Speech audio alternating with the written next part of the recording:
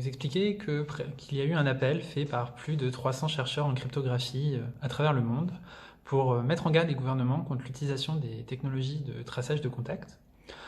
Ce n'est pas un appel pour dire il ne faut pas les utiliser, mais il faut faire attention dans leur utilisation. Pour cela, nous avons plébiscité 4 grands principes. Tout d'abord, un principe de minimisation des données traitées. C'est-à-dire, si vous voulez faire du traçage de contacts dans le cas de l'épidémie de Covid, ne prenez les données relatives que au contact dans ce cas-là.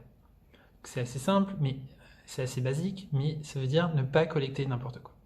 Ensuite, il y a un principe de transparence. C'est un principe assez fréquent en sécurité et en cryptographie, c'est-à-dire tout ce que vous faites, il faut que vous l'expliquiez. Ce n'est pas, c'est-à-dire expliquer d'abord vos protocoles simplement pour que tout le monde puisse les comprendre, et aussi expliquer-les précisément pour qu'on puisse les analyser, éprouver leur sécurité, proposer des améliorations. Et ensuite, une fois que vous allez les déployer, les implémenter, permettez aux gens d'auditer ce code, de vérifier que tout va bien, de vérifier que l'implémentation correspond bien à ce que vous avez défini, de fois qu'il y ait eu une erreur ou une trappe qui se soit introduite malencontreusement. Ensuite, à chaque fois qu'il y a un choix technologique à faire, ayez la vie privée à l'esprit. Ça ne veut pas dire à chaque fois prenez la solution la plus respectueuse de la vie privée, mais si jamais à un moment vous choisissez un compromis et votre compromis n'est pas en faveur de la vie privée, expliquez pourquoi, expliquez quel impératif a fait qu'il a fallu ne pas prendre la meilleure solution d'un point de vue protection des utilisateurs.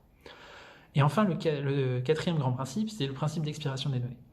Toutes ces données collectées, même si elles le sont avec la meilleure intention du monde, sont sensibles et peuvent donner lieu à des exploitations. Peut-être pas tout de suite, mais potentiellement dans plusieurs années. Et donc, supprimer ces données après leur date de validité. L'incubation est estimée à peu près 14 jours. Il faudrait qu'au bout de 14, 21 jours, ces données soient supprimées pour qu'elles ne soient plus exploitables. Et surtout, il faudrait que cet effacement soit vérifiable et vérifié.